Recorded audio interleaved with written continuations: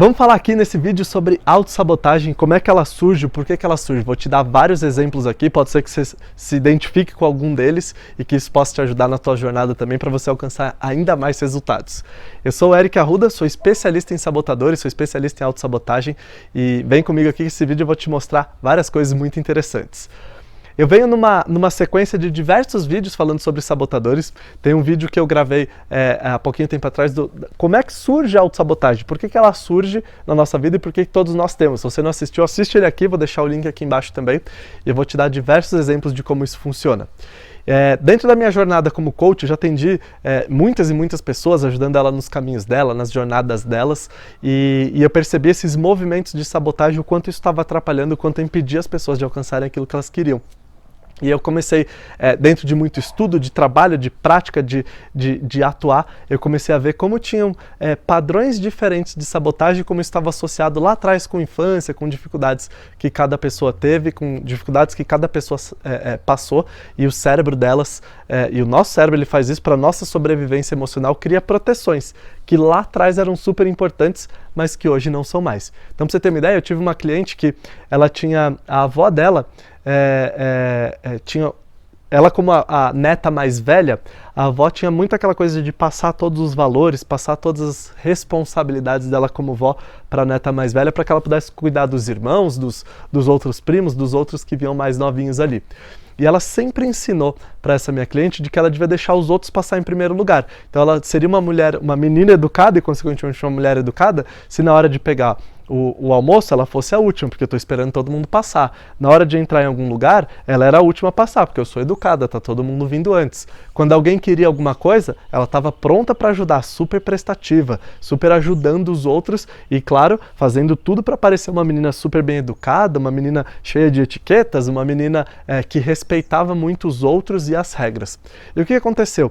Ela, por muito carinho, muito apego à avó, entendeu que aquele era o modo de agir, que aquilo era importante e constantemente ela sempre ficava por último. Se tinha doce ali, era primeiro os outros e se faltar, que pena, tudo bem, falta pra mim, mas que legal que os outros pegaram. Se ela ia pegar algum prato gostoso que tinha, todo mundo pegava primeiro, às vezes pra ela acabava, mas tudo bem. Ela é educada, ela aguenta, primeiro os outros, ela era super respeitosa. E isso em todos os pontos da vida dela.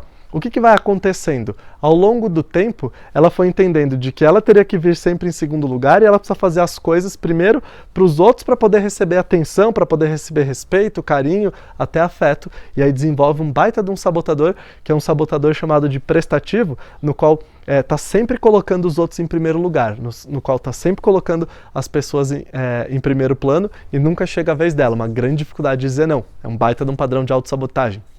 Eu tive um outro cliente que me vem à mente que é muito interessante o caso de estudo de sabotadores, não interessante para ele, interessante para estudo, né?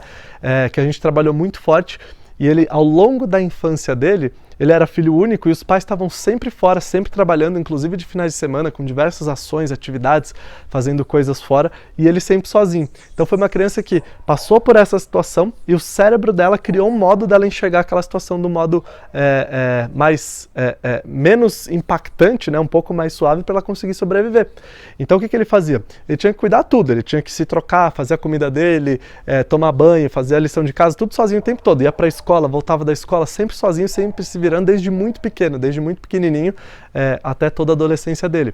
Então é muito fácil para ele entender que tudo depende dele e que ele precisa controlar tudo tem que estar à mão, inclusive dever de casa, alimentação, comida, banho, tudo ele tem que controlar, tem que estar tudo no controle dele, porque ele não sabe o que ele tem que fazer, então ele tem que estar atento a tudo e todos os movimentos o tempo todo, ele tem que ter um controle de tudo, senão pode ser que ele não sobrevive. No caso dele podia até ser real, né? Se ele tivesse alguma emergência, algum problema sozinho e acontecesse, ele se machucasse feio, não tinha quem chamar na época, podia atrapalhar e muito. Então ele desenvolveu um recurso dentro dessa dor de ficar sozinho, ele desenvolveu um baita recurso de ter que prestar atenção em tudo.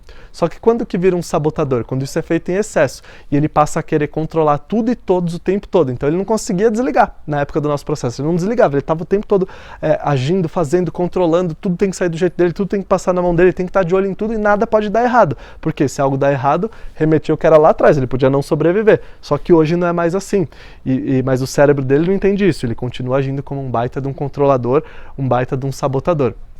Eu tive um outro cliente também que ele tinha muita dificuldade em prestar atenção na família, ter contato com a família, poder tirar tempo livre de qualidade para trabalhar para estar junto ali com os filhos, com a esposa e tudo mais.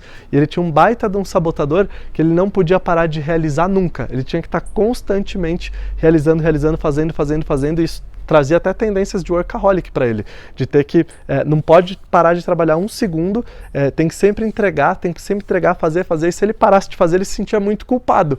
Por quê? Porque era como se ele dependesse das realizações dele, ele só tinha valor se ele conseguisse realizar e ter sucesso naquilo que ele estava fazendo.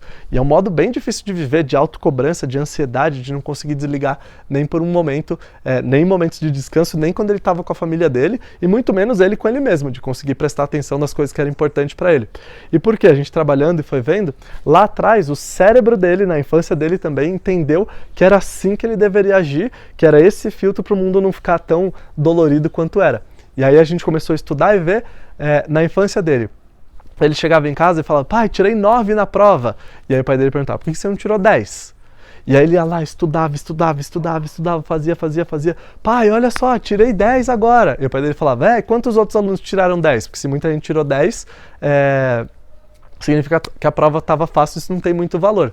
Isso no exemplo da prova, mas em todas as outras coisas que ele fazia, ele começou a entender, o cérebro dele começou a entender que ele tinha valor só pelas realizações, ele tinha que ser muito bom, porque só assim ele ia ter a atenção do pai, só assim ele ia ter o carinho de volta. Então ele cresceu e o cérebro entendeu que era assim, que é só através de realização, muito sucesso, que ele ia poder ter valor dentro do que ele estava fazendo, dentro do que ele estava entregando, valor para ele mesmo. Se ele parasse um minutinho de produzir, era como se ele não tivesse mais valor, não merecesse mais atenção e carinho.